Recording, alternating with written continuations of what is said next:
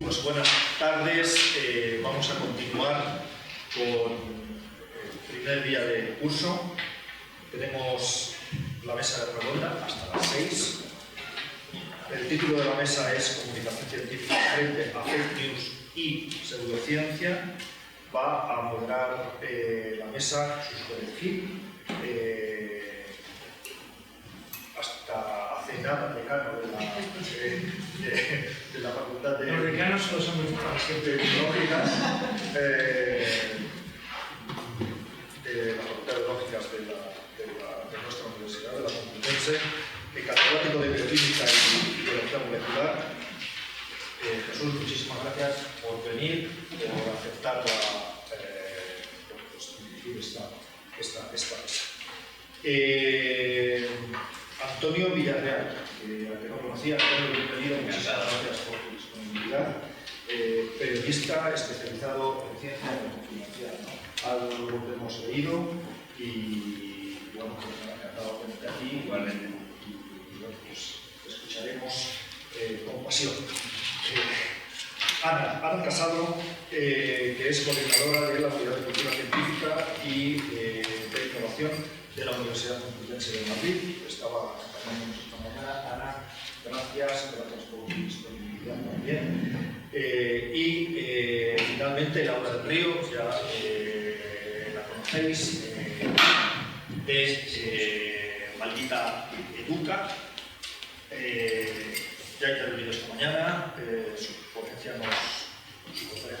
nos ha motivado muchísimo. A mí me queda todavía algunos pendientes, vamos a ver si tenemos un espacio para continuar con la reflexión.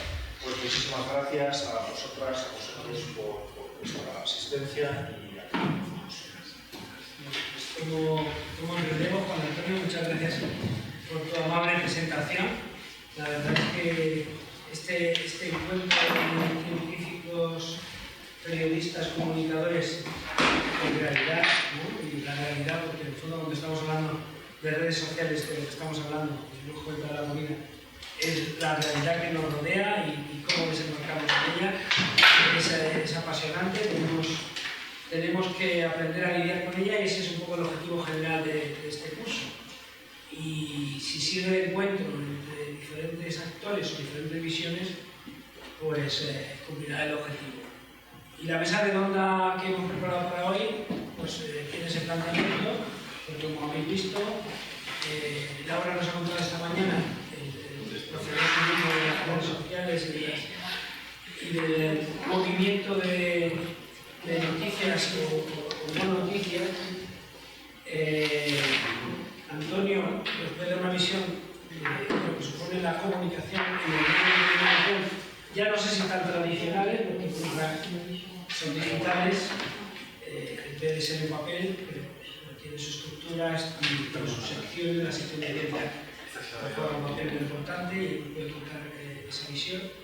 Y Ana, esta mañana se ha mencionado el papel que tienen las unidades de cultura científica, pues nos puede también dar la visión de ese importante papel de interfase que hacen esas unidades precisamente entre científicos por un lado y toda la estructura de comunicación, que es muy importante si queremos que lo que estamos haciendo en los laboratorios llegue adecuadamente a los oídos de la gente, ¿no? Si queremos que la gente realmente reconozca la importancia de la ciencia, la apoye e incluso empuje a los políticos, por ejemplo, a que tengan eso en sus agendas y a que se inviertan en ellas si quieren tener el voto de la gente. Para organizar la mesa redonda, lo que vamos a hacer, lo que hemos acordado, es que Ana y Antonio, que no han tenido oportunidad de que los oigamos esta mañana, tengan un primer turno de palabra, en unos minutos nos den un poco la visión de su perspectiva. Luego ya abrimos el turno de debate, un poco entre nosotros, yo tengo aquí 2 o 3 temas sobre los que podemos discutir e inmediatamente además abrimos a todos los que os apetezca hacer preguntas, opinar o aportar lo que queráis para que entre en el debate, a ver si llegamos a hacer alguna conclusión. ¿Parece? Así que sin más, si quieres, Ana, empezar y nos cuentas un poco el papel de la unidad de cultura científica científica de la Complutense y demás.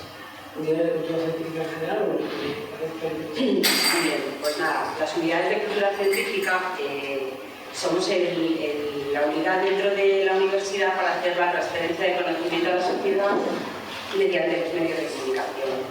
Para que entendáis un poco cuál es nuestro trabajo, la unidad ahora mismo son 2 personas, una periodista científica y yo que ejerzo labores de coordinación y gestión. Tenemos una población de 6.500 profesores trabajando y publicando y la producción científica del año pasado fueron 8.000. Eso os da un poco las pistas de cuál es nuestra velocidad de trabajo y nuestra capacidad de detectar buenas noticias. María recibe de las páginas de Scopus y de la Web of Science en torno a 200 papers semanales. Entonces, en un rápido vistazo, trata de identificar aquello que es noticiable, porque no todas las investigaciones están en el punto de generarse una noticia. Entonces, hay que detectar ese punto que puede interesar a la sociedad y trabajamos con los profesores para nosotras preparar la noticia. Bueno, cuando hablo de nosotras es María, la periodista, pero elaboramos nosotras la nota de prensa. El profesor no tiene que escribir, el profesor ya ha escrito el paper y nosotras tenemos que ser capaces de interpretar la importancia de ese documento y transformarlo en una noticia que le llegue al público de manera directa y atractiva. Se elaboran en torno a 3 piezas semanales que se mandan a los medios de comunicación como notas de prensa. Además, se hacen otro tipo de trabajos como artículos de divulgación, que les invitamos a un profesor a elaborar el texto, que eso enlaza un poco con la parte de los desmentidos, los bulos y tal. Ahí es donde luego os cuento cómo lo hacemos. Además de este trabajo de publicar paper, tenemos una labor que es la de formar a los profesores en conocimientos de divulgación, en que entiendan cuál es el papel de los periodistas y sus necesidades, en que sean capaces de salir de los laboratorios y contar lo que están haciendo. Lo hacemos pues, a través de cursos, hacemos concursos de divulgación. Tenemos una reciente ganadora del premio de youtuber científico con un tema de física que es buenísimo. Entonces, alentamos a nuestros profesores a que difundan su conocimiento con este tipo de acciones que desarrollamos. Nosotras también, para apoyar esa labor formativa del profesorado, hemos elaborado este año unos vídeos que podéis... He puesto la página web porque si alguno estáis en la Complutense es dificilísimo llegar a ella, entonces es nuestro escaparate de nuestro trabajo, todo lo que hacemos se cuelga en la web. Entonces, en Preguntas Frecuentes tenemos unos vídeos cortos de cómo trabajar una nota de prensa con la unidad de cultura científica, cómo trabajar redes sociales o cómo hacer un artículo de divulgación cuando a lo mejor te lo encargamos o cuando tú crees que el tema que estás trabajando puede ser de interés y quieres elaborar ese artículo de divulgación. Y luego, por otra parte, también llevamos ya unos años generando una colección de guías informativas para profesores. Veis que es un formato pequeñito, breve, y hemos hecho son la comunidad científica guías de actuaciones para trabajar con los medios de comunicación, es la primera. Luego hicimos una de las redes sociales, hemos hecho otra de la imagen en comunicación y la de este año, pues como no podía ser de otra manera, sobre los bulos, porque la pandemia nos puso en el foco de tenemos que generar conocimiento de qué es un bulo.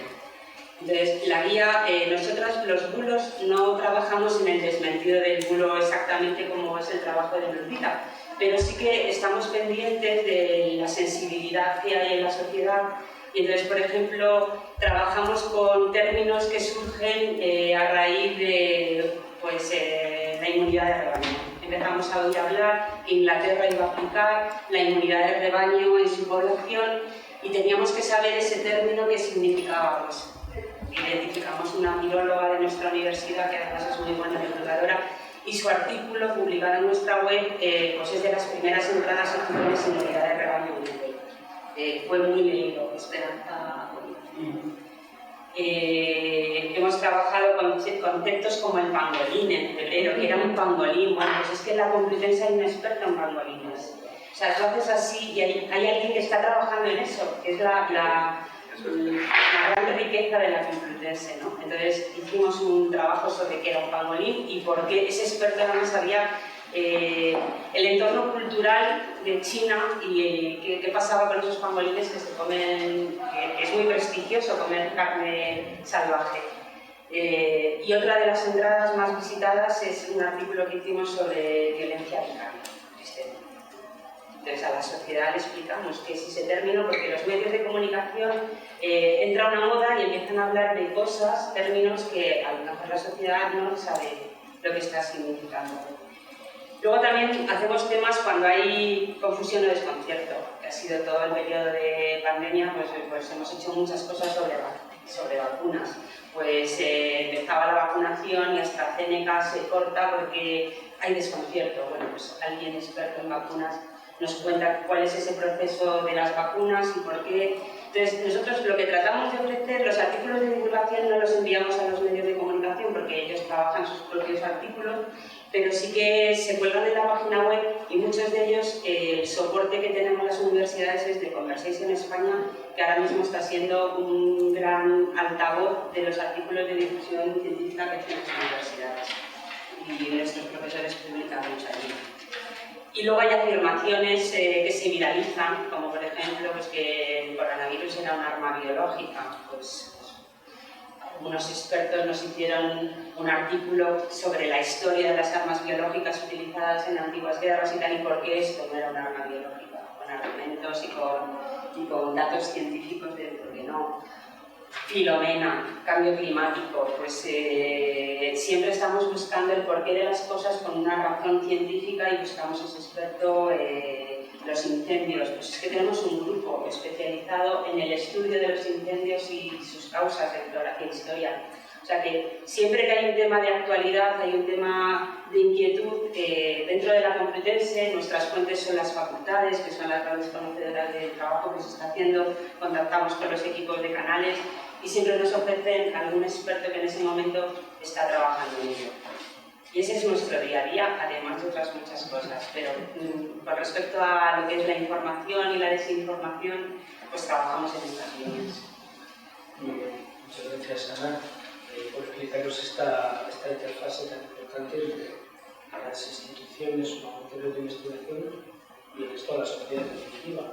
Los medios de comunicación son parte de la sociedad y el interés general de la gente es otra parte de la que ellos entienden. Para contarnos un poco esa visión desde los medios de comunicación y la parte de ciencia que va adentro, tenemos a Antonio. Antonio,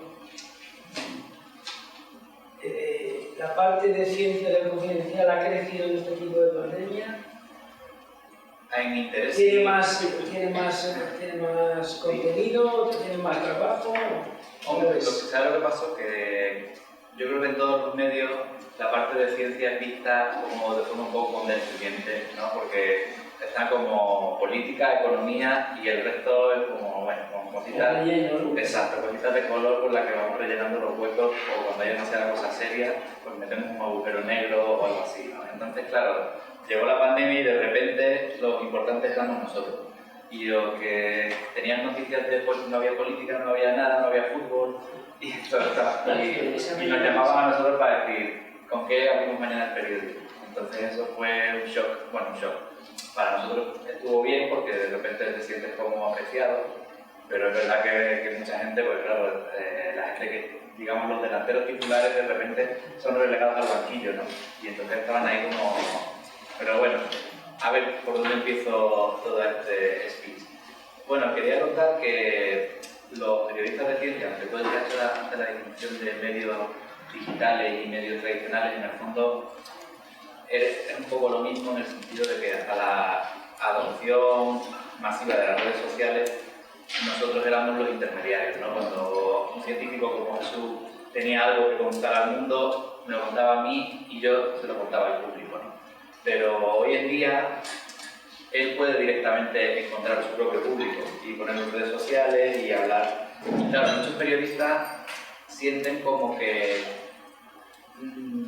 no les encaja, ¿sabes? Piensan, no, yo todavía tengo un papel, yo todavía soy importante, y yo creo que hay veces que realmente tenemos que decir, ya no hace falta que seamos intermediarios de todo. Pero bueno, digamos que las redes sociales llegan y de repente son emisor, son intermediarios y son receptor y tienen capacidad de crear información buena y mala en cualquier punto de ese espectro, ¿no? Y claro, y al principio los medios, digamos que no teníamos la humildad de reconocer que había otros actores generando información además de nosotros. Lo cual, bueno, no digo que sea culpa nuestra, pero es verdad que, en fin, que nos alteró todo el mundo. Claro, entonces llegaron los bulos, pues la pandemia tuvo como un éxtasis, ¿no? Pero bueno, es algo que se ha ido cocinando durante un montón de años. Y ya no solo las piezas de desinformación, sino que también, al igual que ha pasado con los científicos, la gente que propaga bulos utiliza los medios como, digamos, que utilizan la autoridad que tenían los medios como referente, ¿no? Y a veces manipulan titulares o hacen como un montaje que finge que es una noticia de algún sitio que les da la razón, o mi favorito que es el no lo verás en los medios. Que eso lo que quiere decir es los medios están absolutamente corruptos y no van a contar esto porque en el fondo están pagados por esos poderes oscuros, ¿no? La farmacéutica, los partidos políticos, Soros, Bill Gates, todos, ¿no? Lo cual es chungo en sí mismo, pero también es chungo porque te predispone negativamente hacia ciertas cosas, ¿no? Porque piensa, no sé, tal farmacéutica ha descubierto o ha sacado un ensayo clínico beneficioso, pero ¿qué hago? ¿Lo cuento tal cual? Porque si lo cuento tal cual, los comentarios van a ser está pagado, alguien está atrás, no sé cuánto está juntado, ¿sabes? Con lo cual ya distorsiona mucho la realidad, ¿no? Y parece ya como que te premia solo el tipo de cosas que se alinea con los intereses de la gente que suelta su culo también. Entonces, claro, tenemos un problema muy grande y no sabemos muy bien por dónde empezar a resolverlo, porque luego también hay muchos medios que han intentado crear departamentos de fact-check, que yo tampoco creo en eso, porque yo creo que tiene que haber sitios especializados en fact-check y tiene que haber medios, porque si los mezclas al final estás contaminando ambas cosas, ¿no? Y en fin, y la verdad es que además también la gente que está en redes sociales diseminando determinada información cada vez está también más preparada, no es que ellos sean novatos, ¿no? Y a veces están mucho más preparados que los periodistas que dan información buena en sentido contrario. Y en la guerra cuerpo a cuerpo salimos perdiendo siempre los periodistas, ¿no? Por todo lo que digo antes, tenemos la fama, tenemos la altanería, la falta de humildad, y a veces los negacionistas de determinadas cosas se han pasado mucho más tiempo leyendo papers truchos, cosas chulas, ok, pero, ¿sabes? Están muy preparados para ese combate cuerpo a cuerpo. Entonces, claro, hay que tomar, digamos, hay que pensar en estrategias también para combatir eso, que no sea darle la espalda como hemos hecho hasta ahora. Y la verdad es que sí, que va a ser bastante, un combate bastante chungo que vamos a tener en los próximos años, pero que hay que dar esa lucha. ¿Y no crees que dentro de los periodistas de ciencia sí que mantienen un cierto prestigio? O se les ve con un prestigio un poco diferente a periodistas más de política. Sí, hombre, sí, no estamos tan contaminados, ¿no? Quiero decir, si tú analizas lo que son las piezas en sí, los que hacemos información científica tenemos un tipo de formación y solemos basarnos en fuentes publicadas, quiero decir que no publicamos rumores habitualmente o no hacemos ese tipo de información, ¿no? Que es más habitual en política o en deportes, ¿no? De este me dijo y el otro me dijo, exacto, según fuentes conocedoras de la situación, porque al final tú tienes un paper, tienes un estudio, tienes o tienes a los 2 o 3 científicos con los que has hablado, ¿no? Que está su reputación y todo eso. Entonces, en ese sentido, sí que tenemos un poco más de solidez argumental. Pero, claro, es que ya, como dijeron en un momento, ya los hechos a veces no sirven, ¿no? Porque se dice, no he publicado esto, pues te dicen, ya, pero eso seguro que está comprado. ¿Sabes? ¿Cómo te defiendes ante una crítica así? Es más difícil, ¿sabes? Porque ya no solo importa que le hayas hecho bien tu trabajo, sino que se alinee con lo que... Y además que, que en ciencia, además las cosas dan vueltas, quiero decir. puedes publicar algo, por ejemplo, sobre el COVID, ¿no? Sobre el conocimiento que había en abril de 2020 y que alguien coja eso y lo use como un pantallazo en noviembre de 2021 para decir justo lo contrario, ¿no? De, mira lo que decían los periódicos en aquel momento, ¿no? Que era lo que se sabía. Claro, y eso es que en ciencia es algo habitual, ¿no? Decir, bueno, la ciencia vale la última actualización del programa, ¿no? En eso es lo que nos fijamos y en cómo se ha llegado hasta aquí, ¿no? En ese proceso de ensayo-error, de todo eso. Pero claro, en el mundo de los bulos, un pantallazo así, sin fecha, sin tal, sin firma y sin enlace, ¿no? Pues te sirve como arma para desacreditar algo. Muy bien. Bueno, pues desde luego esta mañana hemos visto, también comentaba Pampa en su ponencia, había que distinguir bien el periodismo científico, que es la divulgación y la comunicación, que puede tener además un interés relacionado con las instituciones, y luego tenemos las redes y la manera de desembarcar para ver el interés de la gente, tanto en que se expliquen cosas que se necesitan como en que se descarten o se desenmascaren cosas que están mal, que están defendiendo. Y el problema cómo lo ponemos todo. Y hablando de las redes, que es uno de los temas que en el fondo están subyaciendo, el factor común aquí debajo de todo, porque ahora ya desembarcamos, tú lo has dicho, los científicos desembarcamos en las redes, los periodistas y los medios de comunicación desembarcan en las redes, la gente en general desembarca en las redes y luego tenemos que entrar en otros agentes para poder trabajar ahí. Ese sería la arena donde ahora nos ven. Entonces os quería preguntar si veis que la evolución de... A ver, las redes hay dos partes, también es una pregunta muy bien Laura. Las redes abiertas, Twitter, o sea, las que todos podemos ver y podemos ir a descartar algo, a poder poner un punto de vista que dé un contrapeso, y luego las redes ocultas, que son todos esos canales privados que tenemos de WhatsApp, donde cada uno tenemos acceso solo a una parte.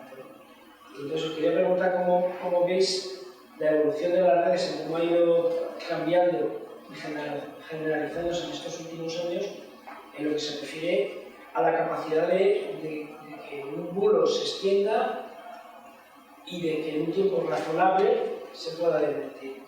O sea, no pensáis, pregunto, como veis desde cada una de vuestras perspectivas, ¿no pensáis que se pueda llegar y se esté llegando a una situación en la que la gente sepa que, o la gente sepa que tiene cuidado, que nada que salga hay que tomárselo al pie de la letra y que tarde o temprano va a salir algo si es falso que lo va a desmentir? ¿Hay estructuras suficientes? Pensé que todavía esto tiene que evolucionar más y para el periodismo, digamos, más oficial, ¿hasta qué punto utilizáis las redes como manera de hacer periodismo? O sea, no digo un medio digital y tiene su difusión digital. Digo las redes, bajar a Twitter, bajar a... No sé si Twitter es la red de donde más podemos hablar, o también tenemos que hablar de Facebook. En nuestro caso trabajamos por falta de tiempo y de personal. Mantenemos vivas Twitter y Instagram con más periodicidad que, por ejemplo, Facebook. Sabemos que Facebook tiene un gadget ahí de personas, de señoras maduras que dicen mis compañeras jóvenes, que lo visitan por la tarde, además lo tienen identificado. Y es un buen sitio para también hacer comunicación científica, pero lo que trabajamos más a diario es Twitter e Instagram. Tenemos una cuenta institucional que yo creo que ya te da como un altavoz desde una posición que no es personal, sino que es la institución, y lo que hacemos es reflejar todo el trabajo que os hemos contado, lo pasamos a las redes sociales. Yo también me parece que cada uno busca sus fuentes y es muy difícil que las personas que se están informando a través de unos canales acudan a contrastar otros canales. Entonces, para nosotras pues es una constante ofrecer información veraz, contrastada, transmitir lo que se está haciendo en la universidad y ofrecerlo al público, pero sin tratar de convencer a nadie ni entrar en polémicas ni acudir a desmentir cosas puntuales, sino nosotras emitimos información y el que quiera, unidireccional. claro, entonces si te constituyes como un portavoz de la para tu público, pues acuden a ti, pero es que hay gente que como no se cree nada, pues se cree lo que quiere escuchar y busca esas fuentes. Pero sin embargo, tú lo has dicho antes, que algunos de los contenidos que hay de esa manera responden de alguna forma a lo que estáis viendo, con lo cual sí que estáis reaccionando. Sí, pero no vamos a especificar esto es un bulo, sino que damos conocimiento para que falta información aquí, pues ahí van. Claro, sí. Yo creo que los medios a veces nos centramos demasiado o hacemos noticias o contenido demasiado de Twitter y de Instagram, porque son las redes que son como más abiertas, tienen mucho comunicador, mucho influencer y muchos famosos, y entonces son más golosas para eso. Pero pensando en desinformación, mi impresión es que casi todo, o sea, el mayor daño se hace a través de WhatsApp y de Telegram y de sitios así. En parte porque las redes así, ¿no? Twitter y tal, empezaron a poner como a señalar pues esta persona, por ejemplo, es del gobierno ruso o esto puede ser calificado como desinformación, etcétera, etcétera. Entonces, claro, el que emite profesionalmente o como hobby falacias de vacunas y de cualquier cosa, al final acaba buscando sitios que le resultan más cómodos. Y luego también, porque yo creo que se van agrupando, ¿no? Pues en grupos de Telegram donde nadie te contesta, nadie te replica, sino que todo lo que hace la gente es difundir, ¿sabes? Y darte la razón y difundir, entonces, claro. Entonces, ¿eso es bueno o es malo? Pues no lo sé, porque por un lado se está yendo un poco de la conversación pública, ese tipo de cosas en las que tú puedes decir, ¿no? Como cuando le dices a cualquier familiar, oye, eso que acabo de poner no es así, ¿no? Pero claro, tú no puedes estar ni siquiera puedes estar en todos tus grupos del WhatsApp a veces, desmintiendo todo porque se pegaréis todo el día. Y no sabes tampoco lo que se está difuminando por ahí. Y entonces quería decir que no se sabe si es bueno o es malo, porque la conversación pública parece que ese tipo de conversaciones ya se están yendo, pero claro, siguen agrupándose y siguen potenciándose en sitios más privados. Que, bueno, en fin, la desinformación no ha muerto, está claro. Entonces, eso quiere decir, el WhatsApp, o sea, las maniobras que están haciendo Facebook o Twitter por señalar y tal igual, está bien para quitarlo de su plataforma, pero no para acabar con eso. Nosotros a WhatsApp lo llamamos, antes de lo contar, lo llamamos el agujero negro de la desinformación, claro, porque es muy difícil poder ver lo que pasa ahí. O sea, nosotros lo podemos ver, como os contaba, indirectamente, porque tenemos un número de WhatsApp y una comunidad que nos envía cada día, durante la pandemia, ya lo contaba, hasta 1000 mensajes al día contándonos lo que, bueno, no solo en WhatsApp, pero lo que les estaba llegando muchas veces por WhatsApp. Entonces, claro, ese es el handicap que tiene WhatsApp, que si no tienes un servicio así montado, no puedes ver lo que pasa porque es un servicio privado y está muy bien que sea privado y nadie puede ver esas comunicaciones. Entonces, bueno, es como el contar una mentira por teléfono. Al final solamente lo saben las personas que están involucradas ahí. Nosotros tenemos ese servicio que nos permite saber lo que se está moviendo en una parte de la conversación en WhatsApp de la gente que nos escribe y también mandar de forma automatizada los desmentidos y unos boletines, o sea, hay como una especie de boletines diarios de los 5 euros del día o los 5 artículos del día, también porque WhatsApp nos da acceso a su API, que es una cosa que no es fácil conseguir a su sistema para poder trabajar sobre él. Las tecnológicas, desde mi punto de vista, tienen una responsabilidad en esto. Como se decía, Facebook tiene un programa de verificadores externos en los que participamos nosotros y más verificadores de España y de todo el mundo. Twitter también hace algunas acciones, marca algunas cosas, saca desmentidos en tendencias en los que aparecen desmentidos de verificadores de lo que se detecta que está circulando.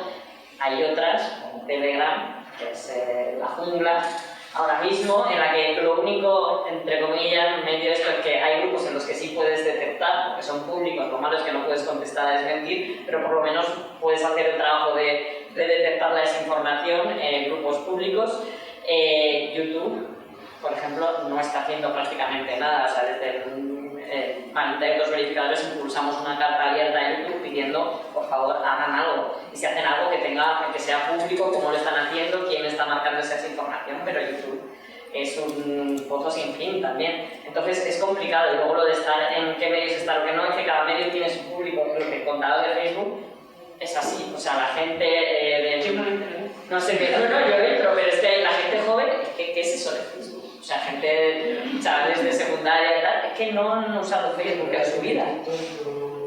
Claro, TikTok, YouTube, por ejemplo, la gente así como de 12 años o así, igual, claro, no tienen móvil, por igual de 12 años no tienen móvil porque todavía no les han comprado móvil, pero sí que se meten en internet. Y entonces, ¿a qué es a lo que acceden? A YouTube, que es lo que tienen ahí público. Entonces, ahí hay una parte del público muy joven y luego lo más transversal es WhatsApp, que es lo que tenemos todos desde que tenemos móvil en España, porque claro, luego se va por barrios. En Estados Unidos, por ejemplo, prácticamente no se utiliza WhatsApp porque se comunican lo que nosotros hacemos con WhatsApp por Messenger de Facebook muchas veces o por SMS todavía. ¿Qué pasa? Que la comunidad latina, por ejemplo, en Estados Unidos sí que utiliza WhatsApp. Y hay desinformaciones que iban totalmente dirigidas durante la pandemia al público latino, al público hispanohablante, latino, migrante incluso, diciendo que si te ibas a vacunar a los centros de vacunación iban a aprovechar para ver si estabas de ilegal y te iban a deportar. Entonces, todo eso ha existido. De hecho, Marita, parece que estoy viendo mi libro, pero hemos abierto junto con los chequeadores de los principales verificadores de Argentina, que se llaman Chequeado, un servicio de verificación en Estados Unidos dirigido al público hispanohablante, porque se ha detectado que existe esa carencia.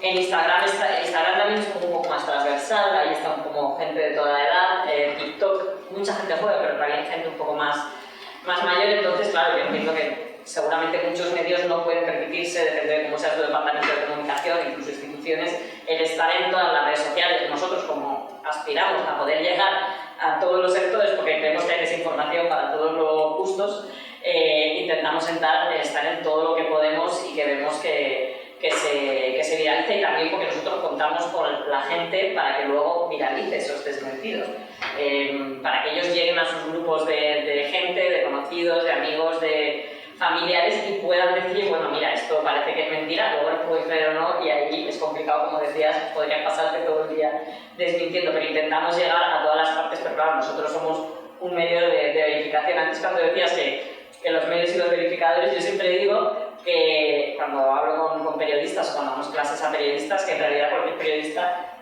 debería tener las bases del verificador. Obviamente los medios no se pueden dedicar a ver si cada cadena de WhatsApp que circula es un bulo, pero sí que en su ADN periodístico tiene que estar la base de lo que hacemos los verificadores, que es contrastar a las fuentes y contrastar y saber contar la historia. Entonces, en ese sentido, creo que los medios de comunicación sí que hacen. Y bueno, luego la responsabilidad de cada cual también, como ciudadano, de compartir o no compartir y de estar mínimamente informado y de saber llegar a las y buscar dónde están los contenidos. Cuando hablabas de los contenidos que vosotros ponéis a disposición de la gente, claro, el pangolín, pues igual no estáis desmintiendo activamente diciendo no, el pangolín no tal, pero sí estáis dando información de contexto. Y yo cada vez estoy más a favor de la informamos, más a favor, desde siempre, y en Marita cada vez hacemos más piezas explicativas. Es necesario. Porque al final es necesario, porque a veces no todo. Nosotros antes teníamos una cosa que se llamaba el cielo de los bulos. ¿Por qué? Porque prácticamente solamente hacíamos cuando algo era un bulo y no hacíamos tantas piezas explicativas. Entonces, cuando algo estaba en el terreno ahí un poco más gris, que no podías decir que era mentira o tal, lo mandábamos al cielo de los bulos porque no salía nada. A día de hoy, muchísimas de nuestras piezas son piezas explicativas y yo creo que muy valiosas, porque le cuentas a la gente qué es lo que se sabe, en dónde está la situación y en ciencia, cómo es la evidencia científica, cómo está la situación ahora, cómo funciona el proceso de las vacunas, que también lo contabas tú. Al final es algo que hay que explicarlo, y porque no todos podemos saber de todo. Lo de no lo verás en los medios me ha encantado, porque además muchas veces es mentira. Y luego te metes a buscarlo en los medios y claro, está como esto no lo verás en los medios. Sí, perdón, este medio han contado eso. Claro, es un latiguillo, claro, ¿no? Además te dice gente, no sé, tal cosa sobre Ucrania, no lo verás con que dices, ¿y cómo te has enterado de esta cosa de Ucrania sin verlo en los medios tú desde tu casa de Guadalajara, tío? No sé, tienes una parabólica, habla con algún agente secreto. Claro. Luego yo creo que también el proporcionar a la ciudadanía, estamos en las redes sociales, igual no decir a quién tienes que seguir, pero decir, bueno, estas fuentes de las redes sociales son fiables. Por ejemplo, cuando fue lo de Ucrania, cuando empezó el conflicto en Ucrania, nosotros al cuarto o quinto día hicimos un artículo que era dónde informarte o algunas fuentes que puedes seguir en Twitter para obtener información de calidad, y pusimos algunas listas que hacen periodistas, en las que estaban periodistas sobre el terreno, fuentes, bueno, lo que fuera. Entonces, bueno, ahí también ayudas un poco a poder esclarecer y a poder ver a través de tanta rama que hay dónde está la información fiable y de calidad, que la hay. Lo que pasa que a veces se queda opacada por toda la desinformación. Una pregunta, ¿cómo hacéis? Porque claro, entiendo que cuando los bulos son escritos, digamos, aunque sea, bueno, sea en el Twitter o donde sea, son más sencillos de detectarlo, ¿no? Pero cuando es un vídeo, porque a veces suben vídeos a YouTube que es la verdad sobre la vacuna, ¿sabes? Que ahí no es fácil, pero claro, te pones a escucharlo y en el segundo 20 ya empiezas a decir mentira, no sé cuánto, no sé qué. Pero sobre todo nos lo manda la gente. Muchas de estas, o sea, el servicio del chatbot que tenemos, además de que nos pueden escribir por otras redes sociales, nos escriben a través del chatbot y ahí nos pueden mandar vídeos. O mandar el enlace del vídeo y entonces nosotros ya entramos a ver qué es lo que está circulando. Pero al final tenéis que hacer un proceso vuestro de escucharlo. Sí, claro, sí, escucha, claro, o sea, en la pandemia, imagínate estos vídeos que había de media hora, pues hombre, te lo pones al 2 por o al 1,5 por para escucharlo un poquito más rápido y ya llegas a la parte o vas seleccionando trozos de y hacemos mucho de las afirmaciones falsas de fulanito en este vídeo, un trabajo de mucha escucha y de... Lo único, bueno, en la pandemia al final pues ya tienes identificadas muchas veces fuentes y tipos de desinformación y argumentos desinformadores, entonces hay veces que, pues mira, esto ya lo he desmentido aquí, y lo juntas y es lo que está todo ahí. Otros tienes que investigar más y cada vez que sale un argumento nuevo pues tienes que hacer el trabajo de desmentir o contextualizar ese argumento. Pero lo hacemos fundamentalmente a través, luego por ejemplo en YouTube, sí, a través del servicio de verificación de Facebook, sí que nos puede aparecer posibles desinformaciones que están en YouTube y las podemos detectar también a través de ello. Y el podcast, por ejemplo, porque hay plataformas de como iVoox, que ahí hay cada podcast, la verdad es que no, activamente no hacemos escucha. Sí que si nos manda alguien, lo tenemos detectado, sí que nos llega. Es una cosa interesante porque es verdad que hay mucha desinformación en podcast, que es algo que todos pensamos que no iba a tener futuro y de repente el podcast ahí está, no ha matado a la radio, pero lo está petando. Sí, tienes un tío ahí contándote una hora y pico. De cualquier milonga, pero... Sí, en Estados Unidos, por ejemplo, sí que hay estudios que se han hecho de desinformación que circula a través de podcast. Entonces, si alguien nos avisa o si tenemos identificado algo, hacemos escucha activa, pero sí que igual lo tenemos un poquito menos fuera de radar. No sé si en España es tanto problema ahora el podcast a nivel de desinformación. Pero para estar una hora escuchando algo que no van a dar contigo, o sea, es que ya lo has comprado antes de empezar. Claro, es decir, es que no le vas a cambiar a esa persona que aguanta una hora de cosas que para ti te chirrían muchísimo, es que él ya lo ha comprado y quiere retroalimentar su pensamiento. O sea, nosotros lo que creemos es que fomentando la divulgación y la cultura, la gente fomenta su pensamiento crítico, y cuando ve las cosas que has puesto hoy de cuente esto, déjalo hervir, lo pones al sol y eso te cura el cáncer, pues que se lo piensen 2 veces antes de creérselo, porque tienen una base de conocimiento que no le permite comprar cualquier cosa. Entonces, es que yo creo que la gente que está en ese mundo de las fake news y tal, están ya tan alimentados que buscan retroalimentarse. Pero en realidad digamos que aquí de lo que estamos hablando es de tener detectores o sensores de que eso está, para luego volcar contenidos que a lo mejor a esas personas no les vas a cambiar, pero muchas otras que pueden oírlo de segundas o porque están en círculos con sus familias, sus amigos, y lo puedan oír y tengan herramientas o argumentos para poder comunicar. Claro, no lo que se escucha un podcast de la media o se ve... Sí, yo creo que... O sea, se lo está buscando. Hay una parte negacionista que es un negacionista convencido y que seguramente no vas a ir muy... O sea, yo antes en la infografía que ponía esto, en el que es negacionista y está ahí a tope, respira, porque seguramente ese día no vas a llegar a nada y seguramente...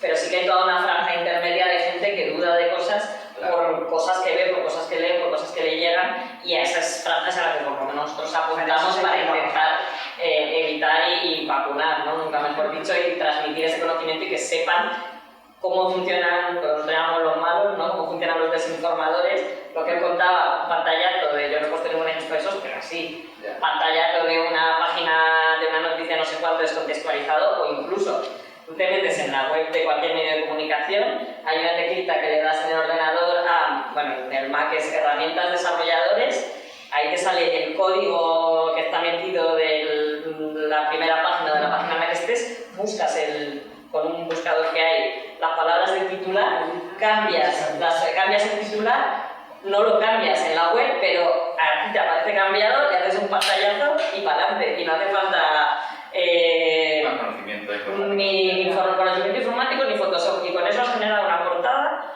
Entonces, claro, muchas veces te llega y como estamos acostumbrados a que normalmente es verdad, no lo filtras. Entonces es importante que la gente sepa las maneras en las que se engañan. No se puede fiar de opiniones de opinión. Y os quería preguntar a los tres, antes de que empecemos a abrir, ya si os parece, turno de intervenciones para quien quiera comentar alguna cosa o preguntar.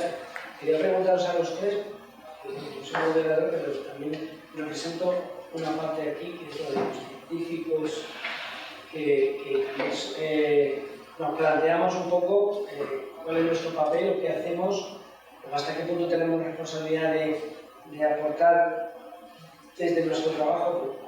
Se ha dicho mucho que, por lo menos durante mucho tiempo, la ciencia ha estado ahí en su torre de marfil, muy fuera de la sociedad, sin intervenir mucho, y que esto no solamente es malo porque no damos los puntos de vista, digamos, que puedan contrarrestar todos esos bulos, sino porque ni siquiera contribuimos a que la gente se dé cuenta de la importancia de la ciencia y exija la ciencia. Quería preguntar cómo lo veis los tres. De alguna manera acabáis contactando con los científicos y tenéis que de alguna manera utilizar toda esa información. ¿Cómo veis nuestro papel? ¿Cómo creéis, y a mí me consta que hay unos cuantos científicos, tenemos que trabajar también o añadir a nuestras tareas y nuestros trabajos la comunicación divulgación participación en las redes sociales? ¿Veis que participamos suficientemente en los canales que vosotros manejáis? Aunque es importante que vosotros seáis intermediarios. ¿Cómo lo veis? Empiezo yo. Para nosotras sois la razón de nuestra existencia. O sea, es fundamental que vosotros, claro, nuestro papel es descubrir qué estáis haciendo y mostrarlo y ofrecerlo a los medios. Entonces, por supuesto que es importantísimo, por supuesto que os seguimos en redes sociales a ver qué estáis contando, y nos gustaría llegar más a los laboratorios y a la ciencia que estáis haciendo, pero se nos escapa porque hay mucho. Pero por supuesto que necesitamos que divulguéis, y una de las patas de nuestro trabajo es conseguir que lo hagáis. Bueno, en realidad, vosotros en particular sois un poco nuestro apoyo, precisamente para poder hacer cosas que no sabemos a lo mejor hacer suficientemente. Claro, porque luego hay científicos que tenéis un canal de comunicación con los medios muy rápido y tal, pero luego hay gente que no encuentra, o que si se presenta directamente a un medio, pues a lo mejor no tiene el prestigio o el nombre suficiente para que pues, le atendáis. Pero si las cosas vienen canalizadas desde la institución, desde el gabinete de prensa o desde la unidad de cultura científica, pues ya tienen un aval institucional ese científico. Entonces, nosotras motivamos a que divulguéis. ¿Pero veis a los científicos amigables? O sea, ¿tienen buena relación con los medios o no tienen esa? Hay una relación amorosa un poco, ¿no? Bueno, yo creo que siempre hay un poco de teatralidad, quiero decir. Siempre, yo que sé, a mí me pasa un montón de veces que entrevisto a un científico que me dice tal cosa, esto es así. Luego lo pongo en el titular y me llaman. A ver, total. Entonces digo, mira, tú me echas la culpa a mí y yo le echo la culpa a mi jefe. ¿Sabes? Porque al final tú no quieres que esto aparezca, pero así como lo va a entender la gente mejor, ¿sabes? Y hay un poco de pobrecito con eso, ¿no? De, a mí te lo dije así para que lo entendiera. Realmente habría que ponerlo cuenta. A ver, no, me lo has dicho para que lo entienda, pues yo se lo voy a contar así de esta manera. Entonces siempre hay un pobrecito con eso. Con lo de las redes, yo creo que lo más importante es que sea natural, porque lo peor es forzar a alguien a que haga lo que realmente no siente. pero yo creo que tiene muchos alicientes, porque, por ejemplo, con la pandemia, al final tú podías decir, antes de la pandemia, ¿quiénes son los 10 epidemiólogos más respetados de España? Esto es una lista. Pero luego los que al final aparecían en todos sitios no eran eso, eran los que estaban ahí, eran a veces gente más joven, menos preparada, lo que quieras, pero era gente capaz de responder rápido, de que te hacía un hilo, y todo eso para los periodistas es oro puro, porque le escribes un mensaje, oye, ¿te importa que te haga un par de preguntas para esto? Responden súper rápido y ellos también ganan mucho crédito y ganan mucho prestigio también. O sea que, y también hay, por ejemplo, hay científicos que igual se dedican a, yo qué sé, a cálculo algebraico, pero son capaces de ver cálculo algebraico en cada noticia de la actualidad. ¿Sabes? Mira, es la persona de este avión, pues a que no sabías que es por esto. O sea que, pero lo ha incorporado de forma natural a las cosas que le saben. ¿Sabes? Y eso es lo que yo creo que funciona, porque enganchan con la gente, puede ser en Twitter, puede ser en TikTok, cada cual tiene que encontrar un poco su medio, pero yo creo que las redes sociales son súper amplias y los nichos de gente también son muy amplios, como para, hay otros que han hecho cosas de física y fútbol, hacen cosas de COVID y no sé cuánto. Entonces, yo creo que la cuestión es eso, que sea una cosa natural, que no te cueste trabajo, que no sientas como que tu universidad te está poniendo una pistola en la cabeza para que tuitees o cuentes lo que estás haciendo, ¿sabes? Si no te sientes cómodo tuiteando porque hay mucho cafre, pues puedes grabar un vídeo o puedes, no sé. Pero hay gente que, como el mismo Tolivo, este tipo de gente que lo hacen todo, ¿no? Y son como, te hacen YouTube, te hacen tal, te responden, un preguntas y respuestas, un TikTok, hace lo que haga falta. Pero no todo el mundo es así, ni tienen por qué ser así. La cosa es eso, encontrar un sistema, o sea, incorporar la divulgación como parte del US, pero no tiene que ser divulgación canónica, ¿sabes? Puede ser de muchas formas. Hay otra gente que lo hace como con juegos, con chistes, con humor, de muchas formas. La cosa es que sea útil y que al final te sientas cómodo lanzando ese mensaje. Bueno, tú buscáis a los, como Sí, hemos llamado los superpoderes. Los superpoderes de la búsqueda de gente. Claro, o sea, nosotros tenemos nuestra base de datos y nuestra agenda de científicos de todos los ámbitos y luego además damos la posibilidad, o llamamos a unidades de cultura, yo la quiero llamaros todo el rato. Seguro que mis compañeros os llaman todo el rato, pero yo también os llamaré. Pero luego tenemos esa fórmula de si tú eres experto científico o de otra, o sabes árabe o yo que sé, chino, que igual nosotros no sabemos, déjanos tu contacto y te apetece colaborar con nosotros, déjanos tu contacto y nosotros cuando lo necesitemos te llamamos y si nos puedes echar una mano, genial.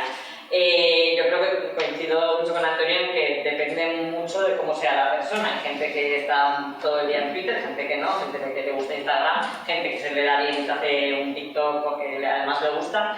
Y luego hay maneras, pues yo que sé, que si escribes a un científico o a un experto, pues que te conteste, que igual hay temas para los que necesitas que te contesten en el día y hay otros para los que tienes un poquito más de plazo. Eso también es divulgación científica, aunque no te hagas un vídeo o aunque no te hagas una story o un vídeo o un hilo de Twitter.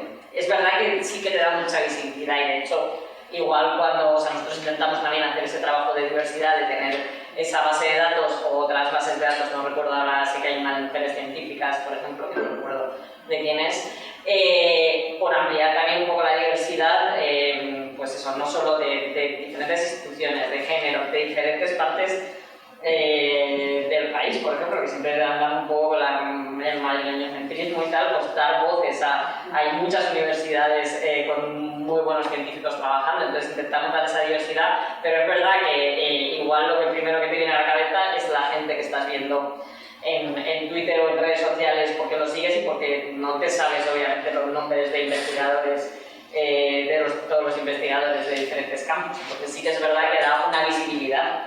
Eso es innegable y luego yo creo que sí es importante no solamente para desmentir o para contextualizar o para lo que es la información, sino que me parece muy importante que la sociedad conozca el valor de la ciencia y el valor no solamente de los descubrimientos, sino también de la ciencia básica. O sea, hay muchos descubrimientos que no serían posibles sin la ciencia de base o desarrollos tecnológicos que hay después o de salud o de lo que sea, que parten de descubrimientos que en su momento eran muy poco noticiosos y noticiables, pero que si alguien hubiera hecho eso no se podría haber llegado luego a a desarrollos que todos, o tecnologías o aplicaciones sanitarias que todos utilizamos. Es un poco como, por aquí creo que hay algún físico, claro, la gente, o sea, llama mucho la atención pues, los agujeros negros y todo esto, pero luego el clásico de, es que ¿para qué estamos investigando en otros planetas, en la Luna?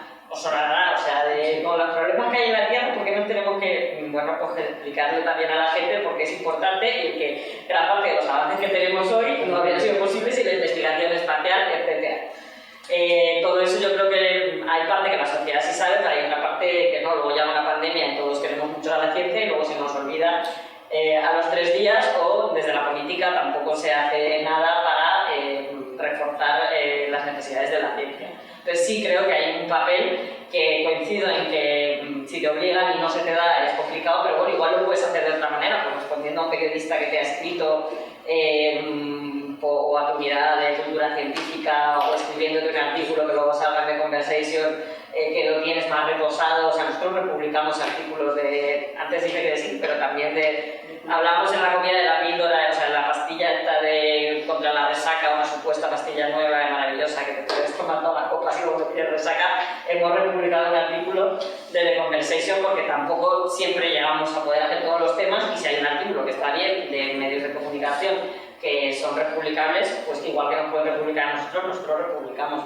Entonces, creo que sí es positivo y que se puede hacer de muchas maneras, que a mí no se me da hacer TikToks, o sea, pues me lleva muchísimo tiempo y pues no estoy, tengo compañeras que lo hacen maravillosamente, pues yo lo hago por otro lado. Luego, la parte esta que os comentábamos de las unidades de cultura científica, trabajamos para formar a... Un poco nuestro público son los jóvenes, los predoctorales, los postdoc recientes, para que interioricen esa tarea de divulgación. Desde la red Divulga de todas las unidades de cultura científica de las universidades españolas, pues tenemos un concurso de divulgación que es el Bibliotesis, y los predoctorales tienen que hacer el esfuerzo de en 20 tweets contar sin desvelar secretos en qué están investigando. Entonces, pues este año, por ejemplo, estamos súper orgullosas porque cada universidad presentaba un candidato, hacía una selección interna y presentaba uno a la fase nacional. El jurado de la Complutense eligió el tuit de un profesor de educación que está haciendo una investigación sobre youtubers y que además ha descubierto que hay un gap de brecha de género, porque no hay mujeres haciendo educación en YouTube. Y hizo un tuit que ha sido ganador a nivel nacional con una investigación en ciencias sociales. Entonces, estamos tratando de que la gente joven encuentre esos canales de divulgación. Vosotros trabajáis en grupos de investigación, entonces estáis los catedráticos y está mucha gente. Podéis detectar quién es esa persona en vuestros grupos que pueda ser más accesible a las herramientas que utiliza ahora la gente joven. Se puede hacer divulgación, no tú como investigador, sino a nivel de grupo. Entonces, hay muchas posibilidades.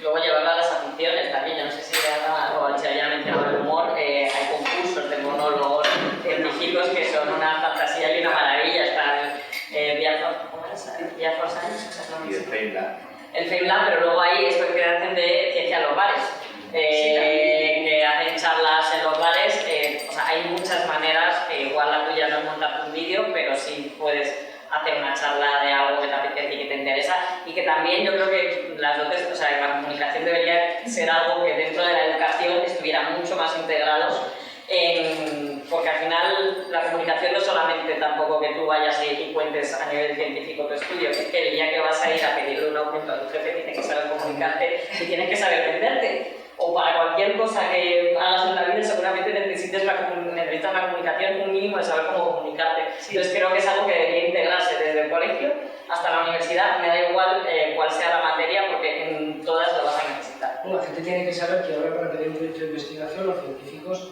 tenemos que incluir un plan de comunicación. Y que en muchos casos, como pasa por ejemplo en los proyectos europeos, ese plan incluye una parte de comunicación al público. Y es un papel de trabajo que se valora igual que lo demás, y de hecho hay empresas y gente especializada para hacer ese apoyo, porque saben hacer y hacer bien. porque la comunicación la tiene que hacer el profesional de la comunicación. Sí, yo creo que es un equipo de trabajo, el científico tiene que aportar lo suyo para hacerlo accesible a quien luego lo pueda aprovechar para Eso, la interfaz es necesaria. Bueno, pues si os parece abrimos la posibilidad de que participe cualquiera que quiera hacer algún comentario, alguna pregunta sobre algún tema relacionado.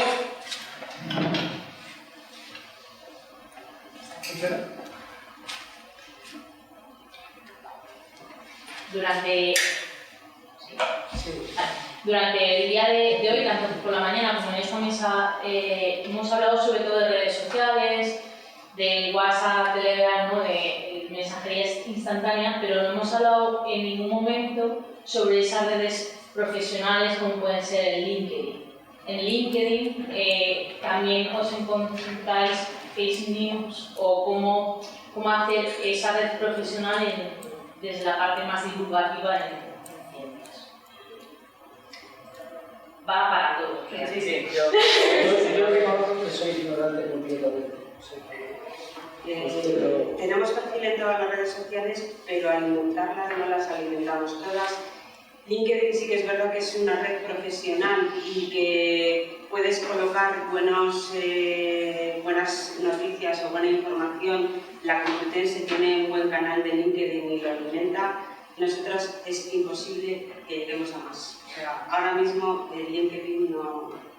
aceptamos gente que se une a la red y tal, pero no ofrecemos información en LinkedIn. Tampoco creemos que esté ahí el público que busca noticias de ciencia. Entonces, estamos tratando de acercarnos a la gente joven en los canales jóvenes, que son los alumnos más o menos, tener la información interna de nuestros profesores, nuestra página web, enlazar con los periodistas, pero en LinkedIn ahora mismo no estamos. Nosotros no es algo que monitoricemos tampoco activamente. Si alguien nos manda algo, por supuesto que entramos a ello. Algunas veces sí hemos detectado una desinformación, pero sobre todo porque alguien de nuestra comunidad nos ha avisado activamente las cosas que compartimos en LinkedIn. O sea, Maldita sí tiene su... Maldita tiene su canal, no estoy seguro. Pero bueno, muchas de las personas, yo creo que sí que tenemos nuestro perfil. Y lo que se comparte es más igual contenidos a nivel institucional, pues de proyectos que hacemos o que lanzamos o iniciativas, es lo que más se comparte por ahí. Lo que sí, como periodistas, yo creo que muchos periodistas muchas veces al final acabas llegando a la persona o acabas viendo a qué se dedica o cuál es su experiencia a través de LinkedIn. O sea, te llega el nombre y verificas quién es a través de LinkedIn. Sí. Entonces, y además en LinkedIn luego están, o sea, para mí sí que tiene utilidad como profesional también estar en LinkedIn, porque muchas veces pasa por ahí a la hora de contrastar quién es la persona, dónde ha trabajado, ver su experiencia. Yo creo que, o sea, desde el punto de vista de la desinformación y los bulos y tal, tuvo como un pequeño momento al principio de la pandemia, pero no tanto, porque al final las relaciones ahí son bastante cerradas, porque tienes tu mini grupito y es más una interacción de tú a tú, y había mucha gente porque ponía, por ejemplo, sus modelos de cuánto iba a durar la pandemia, que bueno, hoy nos parece desinformación, pero en aquel momento ni siquiera, pero lo hacían un poco como promoción personal, ¿sabes? Como para decir, soy economista y te digo cuándo va a acabar la pandemia y te pongo estas gráficas, no sé cuánto, y ahí ese tipo de gente sí que se reunía mucho o se promovía mucho a través de LinkedIn, pero no me parece un altavoz, quiero decir, que quiere dedicarse a soltar bulos y cosas así, no creo que sea el sitio más adecuado, ¿no? Es que el año de pandemia, la producción científica también se multiplicó. Es que hay mucha gente con mucho tiempo pensando, ¿no? Y escribiendo. Los dos primeros, o sea, cuando estuvimos encerrados, los dos primeros meses. ¿Solo fueron 3?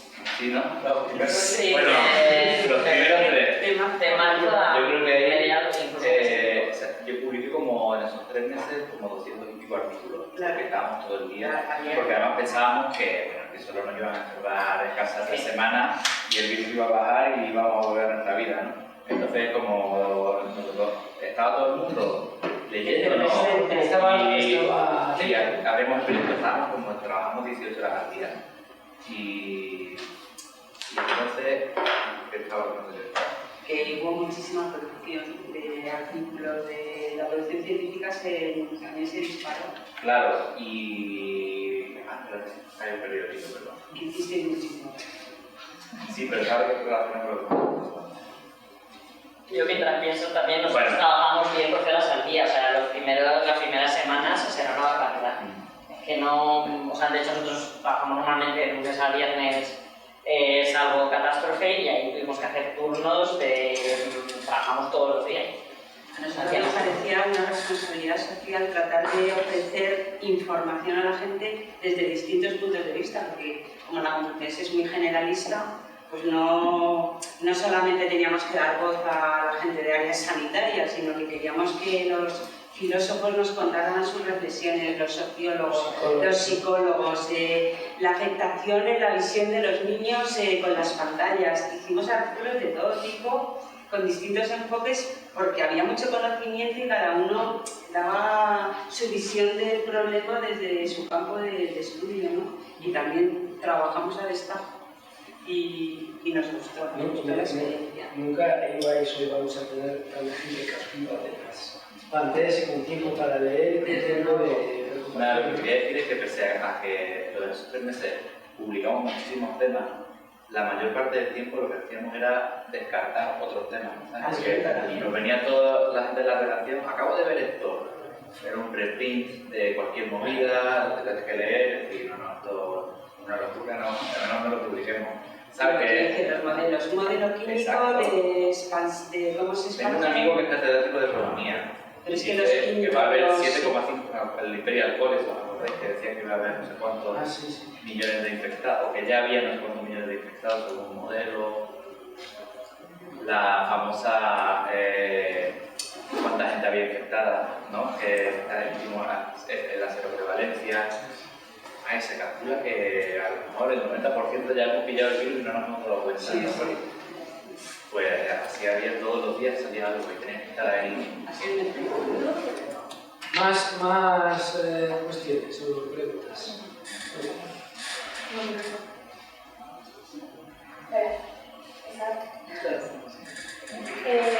yo tengo una pregunta para ver qué opinas. Es que a partir de toda la crisis del COVID y todas las crisis que han aparecido, la gente ahora ¿se cree menos esos bulos o se fía más de esos bulos porque cree que a partir de ahí está la información real? Es opinión. Claro, es opinión.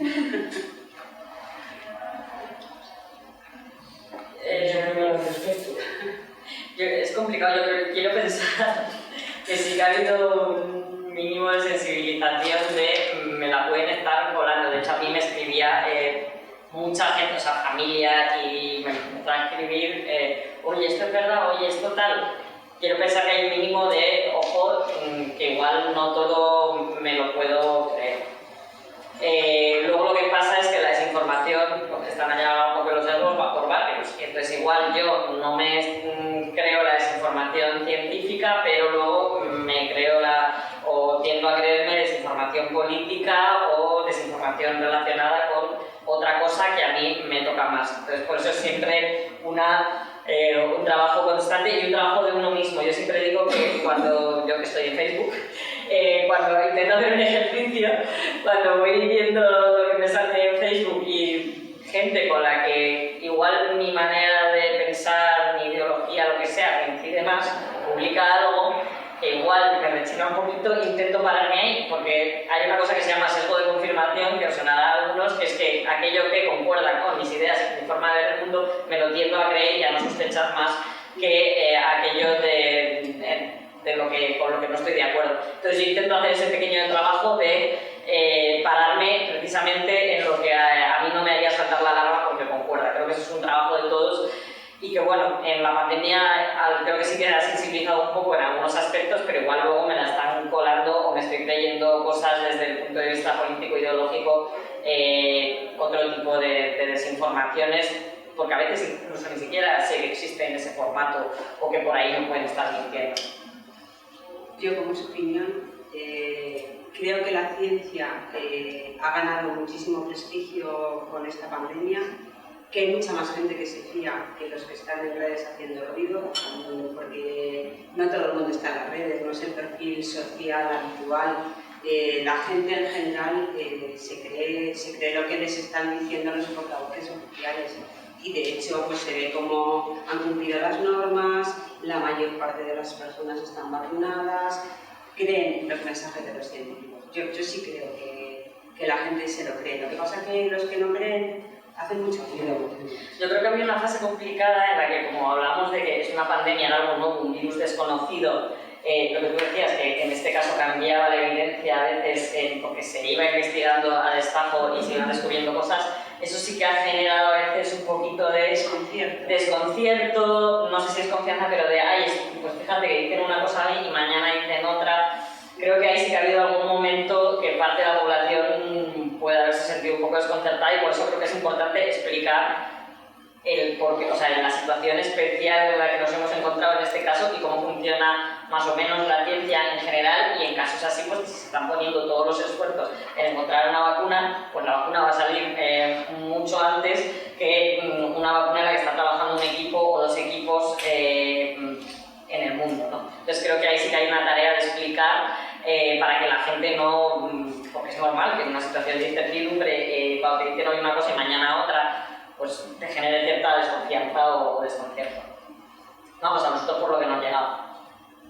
Yo desde mi punto de vista, desde el comienzo, bueno, sí, desde el comienzo de la pandemia hasta ahora, yo sí que veo que la política ha tenido un efecto polarizante y que que ha afectado a la ciencia también. Primero porque hubo políticos, yo siempre mandé el mismo mensaje en los artículos de la red, que es que las políticas que se tomaban sobre el COVID no respondían solo a la evidencia, que podían estar avaladas o que el gente informaba esas políticas, pero al final el político es el que decide si va a ser 3 meses de confinamiento, si puede salir a las 11.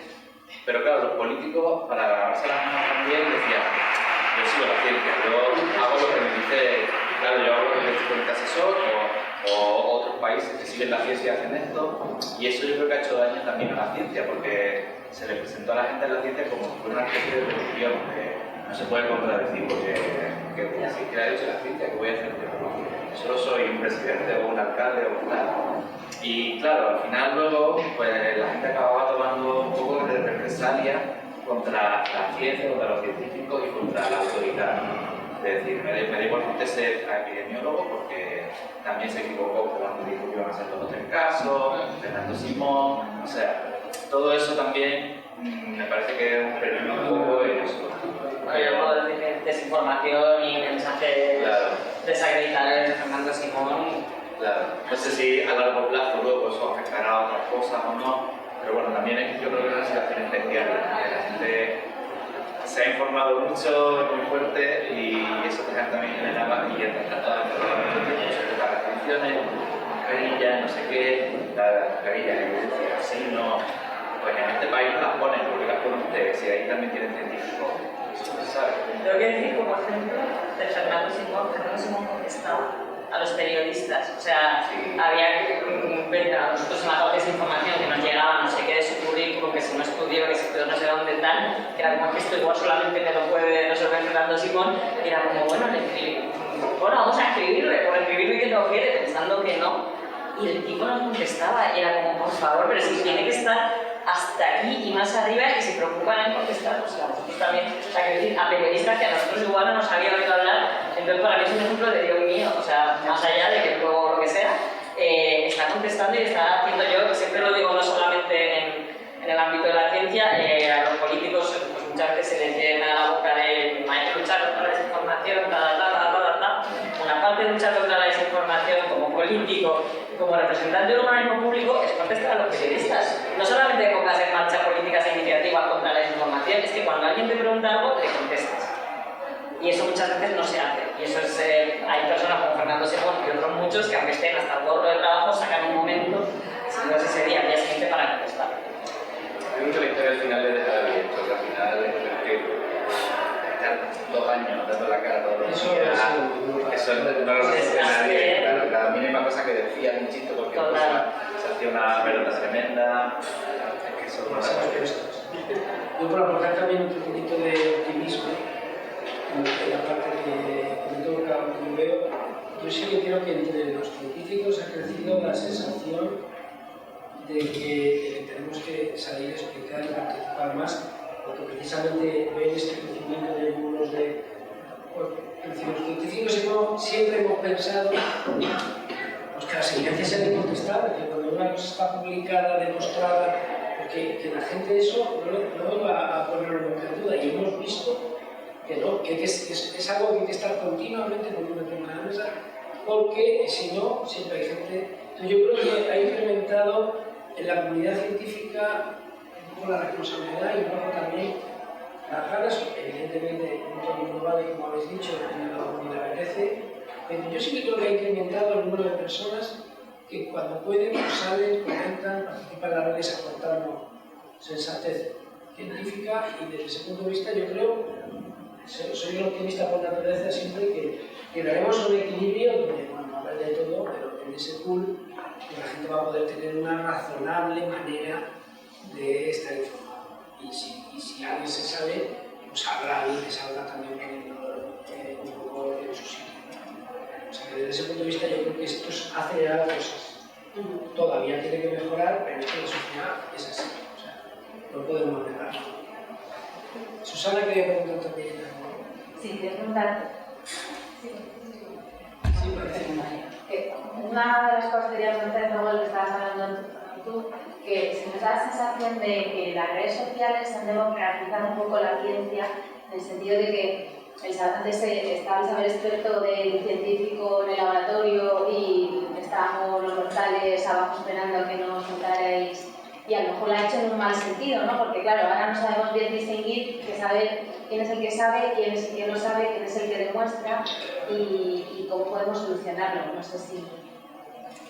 O si tiene solución, a lo mejor no tiene solución. Sí, pero es un poco, tienes razón, es un poco lo que decía de que, digamos, nos ha hecho conscientes de que efectivamente cuando bajas ahí, pues no vale mucho más tu opinión porque la gente sepa que tú eres científico. A lo mejor para mucha gente sí, mucha más gente de la que uno se dé cuenta, porque es verdad que la mayor parte de la gente está mirando y no dice nada. Sí, y entonces no sabes, y los que salen son los que salen para decir el mejor tonterías, ¿no? Pero sí que yo creo que bueno, por lo menos nos lleva a una situación de decir, señores, aquí todo el mundo tiene que poner la parte que le toca, y si no, no funciona. No demos la parte que nos toca, tenemos solo una capacidad, pues a ver, vamos a aprender muchos más. La gente va a oír mensajes solo de gente que no es fiable. Por lo menos esa percepción técnica, no sé, como que estemos fuera de la zona, pero parece que los científicos seguimos siendo igual de inaccesibles, igual de incomprensibles, no sé, pero bueno, vosotros estáis en su camino, haciendo que a veces convirtiendo mensajes a lo mejor más difíciles en algo más comunicable, más solucionador, Yo creo que hay muchos científicos que sí están haciendo un buen trabajo en redes sociales, acercando sus campos de conocimiento, incluso estos que son un poco más, no ya inaccesibles, sino incluso antipáticos, ¿no? Las matemáticas, que todos hemos crecido, o muchos hemos crecido con ahí, las matemáticas son difíciles, son un rollo, no sé qué. Ahí hay divulgadoras científicas hoy en día haciendo unas labores maravillosas, muchos saben, pues Clara Grima, por ejemplo, y más, y acercando esos campos un poco más alejados quizás de la... siendo algo por lo que hemos crecido todos, porque todos hemos estudiado matemáticas, lo están acercando más a la sociedad. Luego lo de saber reconocer qué fuentes es fiables o no es complicado, y eso es parte de, por ejemplo, lo que nosotros intentamos hacer, y muchos más, y muchos docentes de la educación, alfabetización mediática o educación mediática, de saberle dar a la gente las claves desde el colegio de, bueno, vale, esta persona que me he encontrado en Twitter o en Instagram o donde sea que me está contando esto, es de verdad un médico, ¿de dónde sale? ¿Dónde me voy a ir a buscar? Pues voy a buscarme en LinkedIn de dónde sale, voy a ver, no todos tenemos el tiempo ni el trabajo para hacer eso, pero si hay algo concreto de lo que dudas, pues que sepas por dónde buscar. Pero es que esto pasa, mucha gente no, o sea, gente con carrera que no sabe buscar información. Y creo que eso es algo que tiene que venir desde muy abajo, desde los colegios, de que tú salgas del colegio, desde la educación media, sabiendo dónde buscar información. para todo, o sea, no solo en la ciencia ni en el periodismo, en tu vida, porque es que si llegas y el otro día buscaba un ejemplo de los anuncios, ¿no? Antes contaba que a mí en cabeza a veces no lo veo, pero es que en Google tú metes tarjeta sanitaria europea y el primer y segundo resultado que te salen es publicidad. Y si tú no sabes que, o no te investigas un poco, acabas pagando por hacerte la tarjeta sanitaria europea, que es un servicio gratuito, que te lo hace, ahora mismo no sé si es la seguridad social, creo que sí, pero los dos primeros resultados que salen son anuncios. Entonces, por eso tenemos que estar educados para saber identificar los tipos de, no solamente de desinformación, sino los tipos de contenidos. Que algo es publicidad y que lo primero que me sale en Google no tiene por qué ser información, y que si está marcado, me fijo un poquito a ver qué está marcado. Yo más que democratizar, mi impresión es que ha establecido otro tipo de jerarquía, ¿no? Que si tú, por ejemplo, en biología tienes un listado de los mejores microbiólogos españoles, pues piensa en publicaciones, en proyectos y tal, si haces una lista de los mejores microbiólogos de Twitter, pues seguramente los primeros sean pues, la gente más con más actividad para hacer hilos o con más comunicación, o que responde más rápido. Y eso es bueno y es malo, porque es verdad que es una llamada de atención para decir, oye, está hablando de microbiología y en vez de llamarme a mí, llámame a este chaval de 29 años, postdoc de esta universidad random. Claro, porque tú, gran catedrático, tienes que ponerte un poco las pilas. Pero luego también puede ser perverso porque a lo mejor el que acaba hablando de medicina es el doctor Carballo, ¿sabes? Porque la gente ve que es un médico y ya está. Pero eso es culpa de los medios. Bueno, claro, es culpa de los medios, pero porque él se ha esforzado especialmente en ser reconocible en Twitter, tal y cual, y al final, ¿sabes? Entonces los medios también tienes que aprender a discernir. Si la televisión bueno, claro, yo creo que sí hay una responsabilidad de los medios en verificar y en elegir las fuentes. O sea, obviamente en un momento, o sea, a veces necesitamos que nos respondan rápido, pero saber, y creo que muchos medios lo hacen muy bien. Claro, pero no también o no siempre también. No lo eligen por su información, sino pero es que porque es mediático, porque es polémico. Porque es burrada, etc. Entonces ya, claro. Pero ya, sí, eso hay que arreglarlo también por otro lado. Claro. Bueno, yo sobre todo mi pregunta va más dirigida hacia Ana y Jesús. Y bueno, es evidente que los científicos tenemos la responsabilidad de que ese conocimiento que nosotros vamos sacando llegue de alguna manera al gran público. Pero muchas veces lo que pasa es que solo los científicos que tienen una habilidad, un gusto, una afición por la divulgación científica son capaces de hacerlo. Y no sé, yo en mi caso conozco muchos profesores que serían buenísimos divulgando, pero bueno, ¿qué le puedes pedir a un profesor ayudante doctor que tiene que dar 14 créditos, más compatibilizarlo con la educación, más que el padre de familia de 2 niños pequeños, y encima le dice que tiene una responsabilidad, de vaya hombre, escuela, además tiene que hacer esto?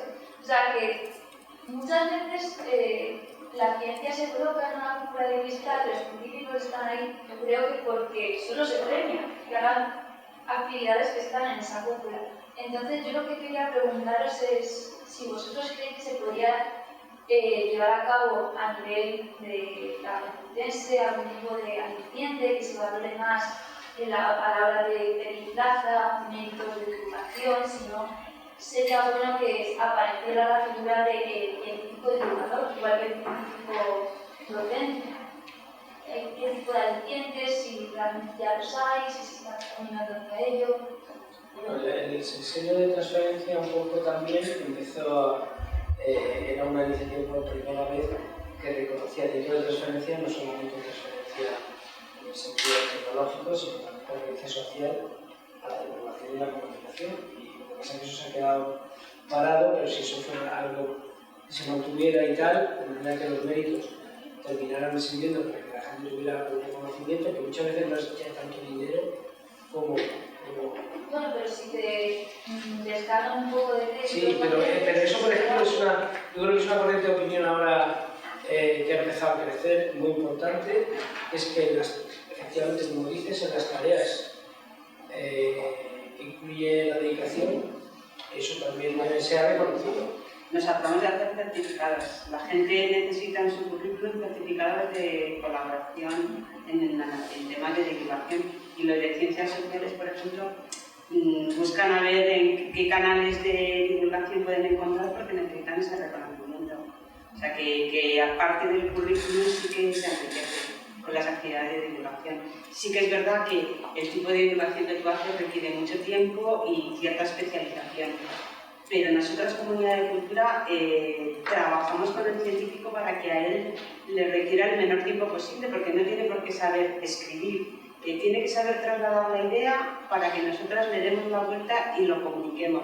No todo el mundo tiene que hacer la divulgación de la misma manera. Entonces, si hay cosas que comunicar y tú detectas que hay divulgadores que podrían hacerlo, tampoco le tienen que echar mucho tiempo. Un artículo de divulgación no lo tiene que hacer perfecto, sino que al final lo terminamos de hacer nosotras. Pero vamos, tienes toda la razón. Claro, Pero fíjate, y aquí voy a decir algo, a lo mejor, no sé quién está viendo. Fíjate que ni siquiera en la investigación está suficientemente reconocida las tareas del profesor universitario, perdóname.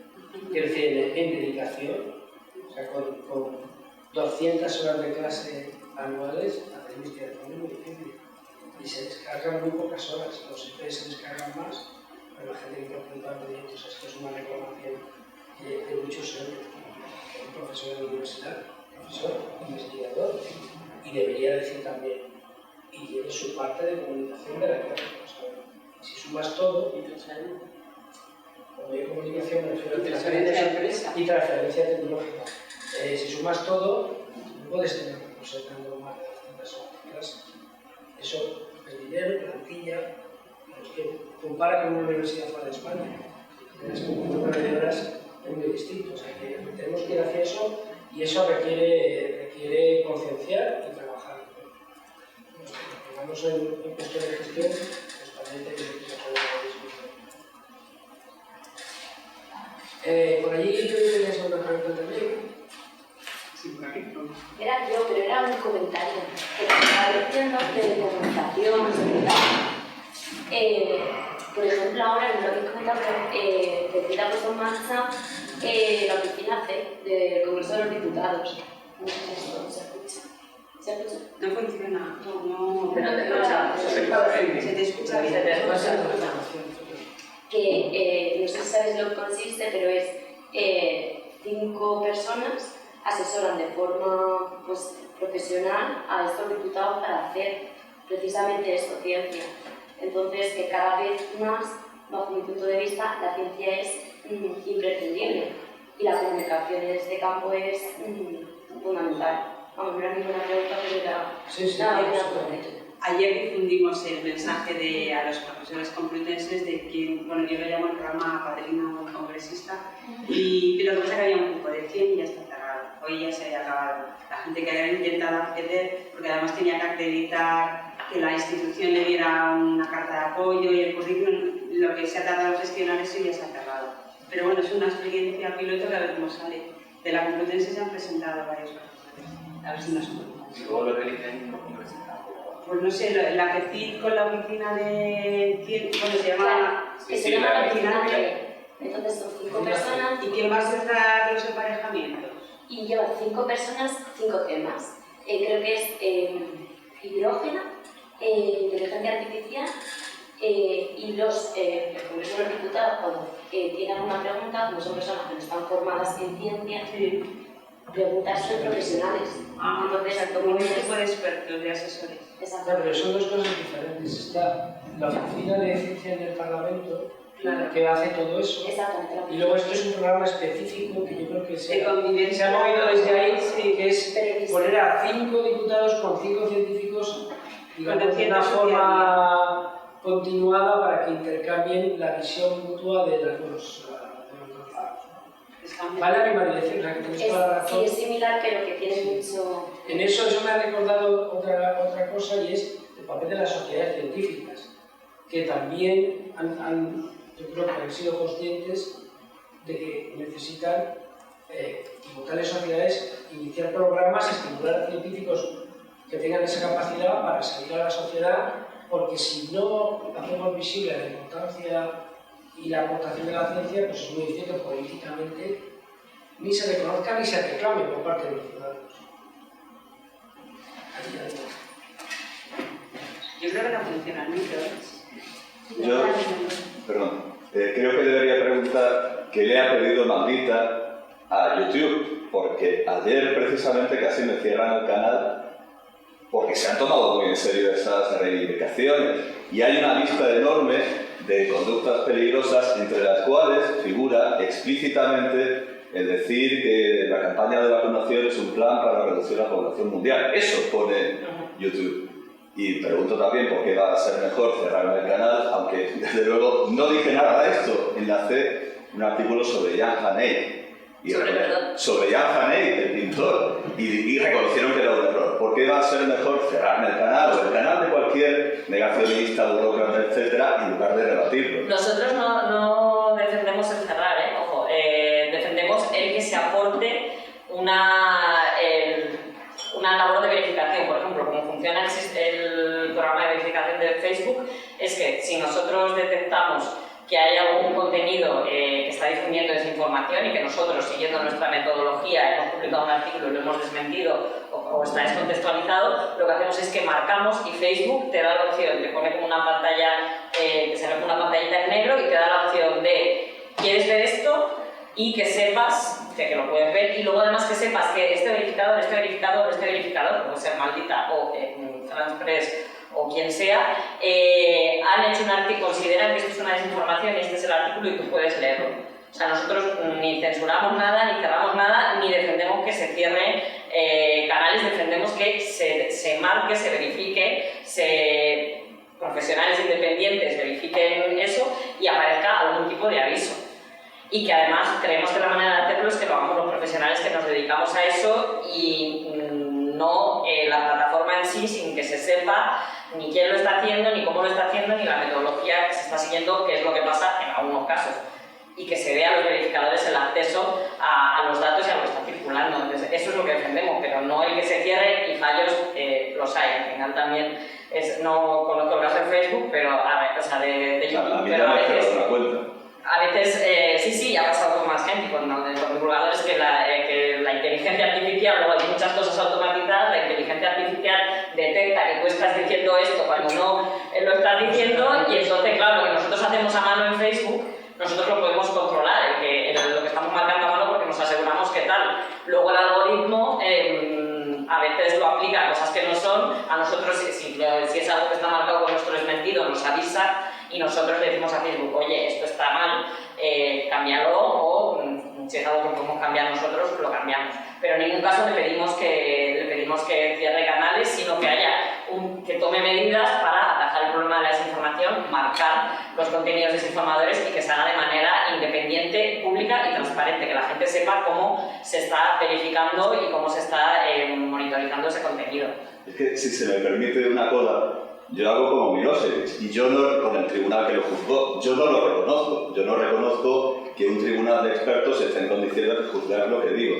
Y de hecho ha salido la cuestión de que hay negacionistas, burócratas, como se quiera llamar, que están mejor preparados que el periodista que tiene que debatirlo. Si yo pregunto, ¿qué pasaría si uno de estos negacionistas réprobos diese un argumento lógicamente irrefutable o un argumento positivo, incontrastable e incontestable?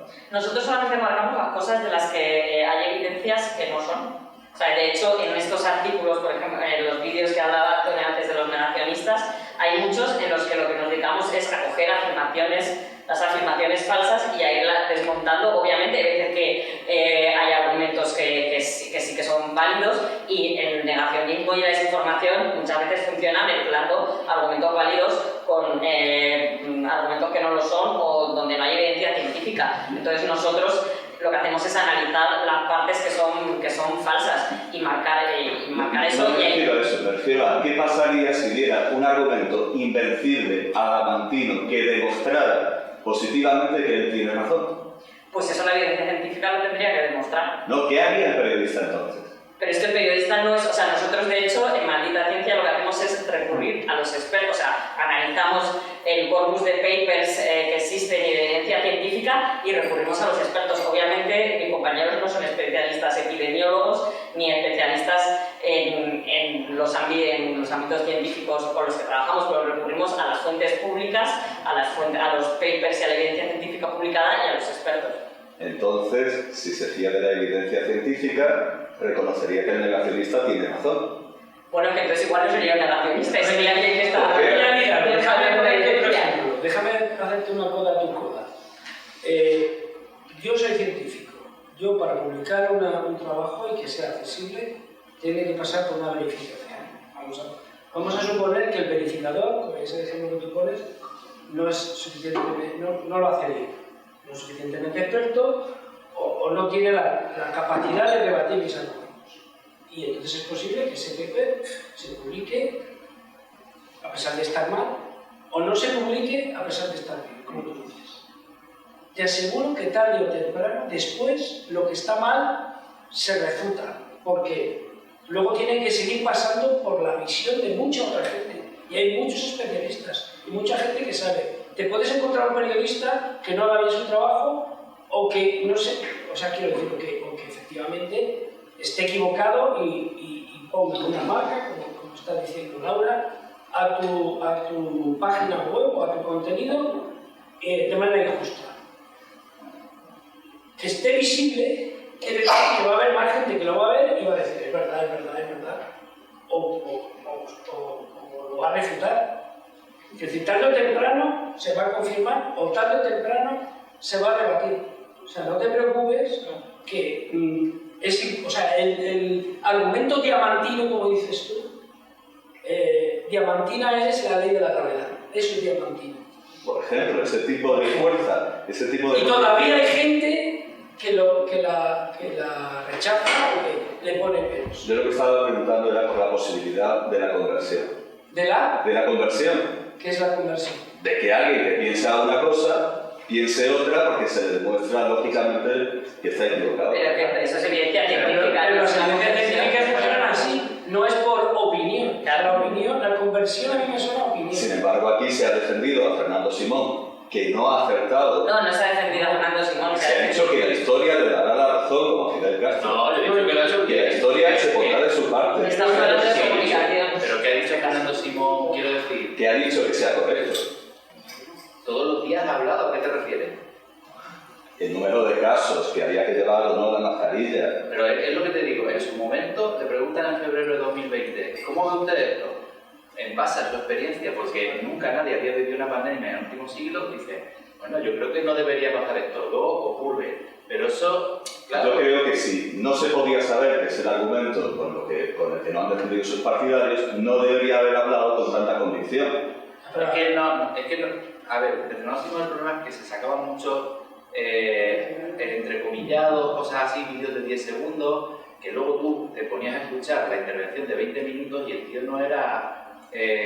¿sabes? El tío iba siempre con mucha cautela. La cosa es cómo recordamos lo que creemos que dijo. No sé que se puede haber equivocado.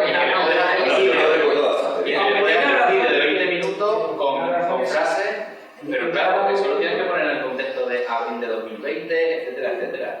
Entonces yo creo que para el marronazo que se comió, no creo que sea un tío que, ¿sabes? Creo que el tío más o menos lo hizo de forma competente, por eso he dicho lo de la historia. No creo que sea un tío que haya mentido deliberadamente o que se haya notado. Disiento abiertamente. Bueno, disiente como quieras, pero que lo que digo es lógico disentir, porque luego es lo que os decía, luego se juzga a la vista de lo que ha pasado después, se juzga la labor que ha hecho todo el mundo, quién ha acertado, quién no ha acertado, dónde ha habido equivocaciones. Claro. Ese es el análisis que luego hay que hacer. En este caso yo acerté y él no. Si se va uno a... El número de casos que iba a haber hace 2 años. El número de casos precisos, yo nunca hubiera hecho una predicción tan imprudente. Yo no digo lo que no se puede saber. ¿Pero qué es lo que acertaste? Que de entrada que no iban a ser 1 o 2 casos totalmente controlados. Ese es el comienzo.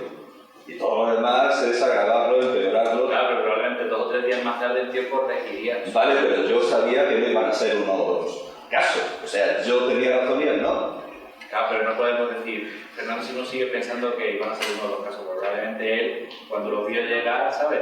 Y le hicieron ese bueno, en su momento, eso es lógica que lo matizaría y diría, en principio debería, no sé qué, no esperamos que sea, ¿no? Yo creo que es algo así, ¿no? La comunicación de la ciencia tiene que tener su equilibrio en el sentido de que no puede ir más allá de lo que las evidencias dicen, y el problema es que muchas veces la gente espera respuestas definidas, claras, es que para las actuar, y eso... Es que las hubo. Pablo Echenique, diciendo que era científico, aunque es matemático, dijo que esto era una gripe no peor que la de todos los años y perfectamente controlable. En muchos sitios cuando era imposible saber, pero luego está la parte política, como ha dicho antes Antonio. Yo diciendo que fuera imposible de saber. Yo creo que la propia comunidad científica ha ido modulando su percepción según ha ido evolucionando. O sea, era imposible saber. Era un virus nuevo, ¿sabes? Y yo soy biólogo en la Facultad de Biología. Estamos llenos de biólogos y sabemos estas cosas y éramos muy cautelosos, y nosotros nos tocaba muchas veces el papel de avisar a todo el mundo que había que tener cuidado, que había que ver cómo esto evoluciona. Eso muchas veces luego no evita tener que tomar decisiones. El problema de tener que tomar decisiones, por eso decía Antonio, que la ciencia podrá decir hasta dónde llega y no más, pero luego quienes tienen que tomar decisiones son los políticos. Claro. Y ahí es donde obviamente se puede equivocar. Y ahí es donde además entra la ideología y entra un poco lo que conviene en cada momento según cómo están las cosas o el espíritu de la gente. Hay muchísimos componentes, la economía, hay muchísimos componentes que un político tendrá que valorar. Y la ciencia hay que tener cuidado que no se mezcle, y en eso yo estoy completamente de acuerdo con lo que has comentado, que se ha utilizado como coartada para quedarte en segundo plano, cuando en realidad a la ciencia no le toca eso, y a lo mejor muchas veces echar la culpa a los científicos que han padecido o se les ha hecho ver como que han sido los que han llevado a tomar ciertas decisiones, es un error.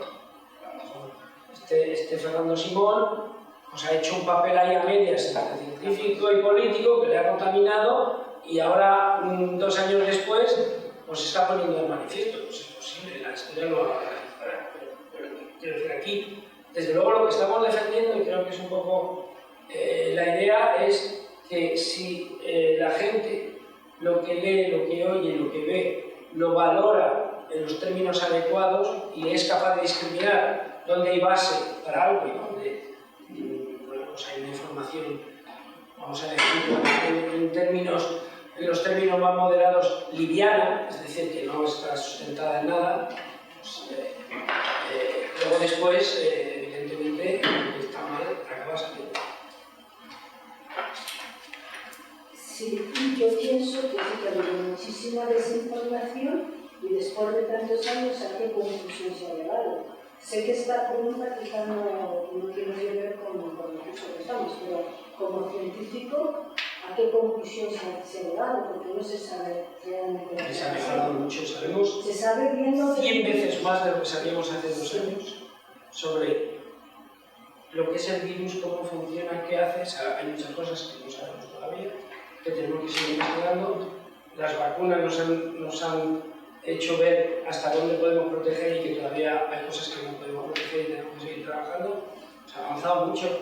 De hecho, yo creo que el avance ha sido tal, y no sé qué opinaréis, pero efectivamente no es un tema de este curso, el avance ha sido tal que ha llegado a una situación en la que todavía la pandemia está aquí, el virus está aquí, sin embargo la percepción de la gente es que esto ya no está bien. Hace 2 años, hace 1 año y medio, la situación era absolutamente deprimente, en el sentido de que no sabemos qué hacer, qué va a pasar, teníamos un miedo atroz, y ahora pues convivimos con esa pandemia. Eso es gracias a la ciencia. Ya, no, yo lo que me refiero, sí, a la ciencia sí avanza muchísimo.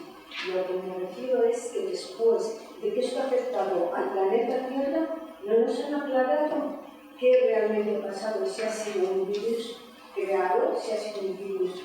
Realmente ese virus cómo ha nacido, eso es lo que a ellos se le va a condenar.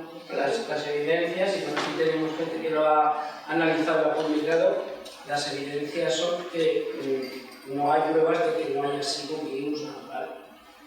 Que todas las evidencias son, o las evidencias que se conocen hasta ahora, es de que es un virus de origen animal.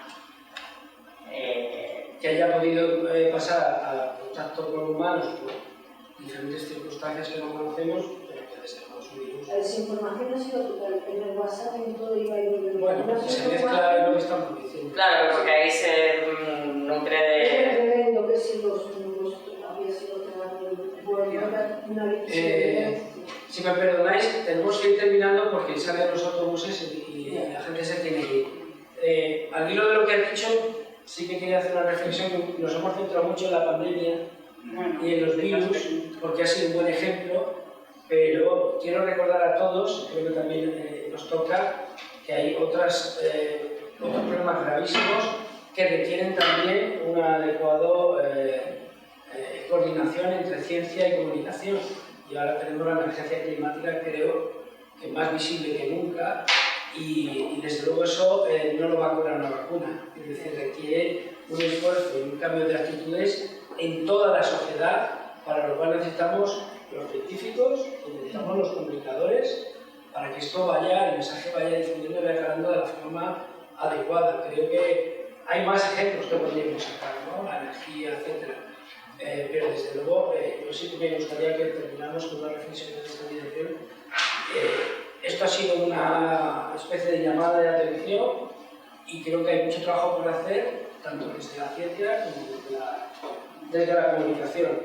Y a lo mejor hasta hace unos años, en ese sentido iba mi mensaje optimista de antes, eran dos puntos muy distintos y creo que nos hemos hecho más conscientes que nunca de que tenemos que trabajar juntos, porque si no nosotros no vamos a llegar y si la ciencia hace falta, pues hace falta que la gente sepa que esto va a su favor, o sea, que estamos todos en el mismo barco o en el mismo planeta, casi mejor.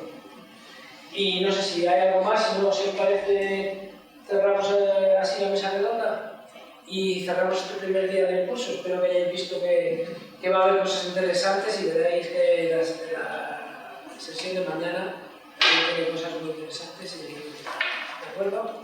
Muchas gracias a todos y por un aplauso para...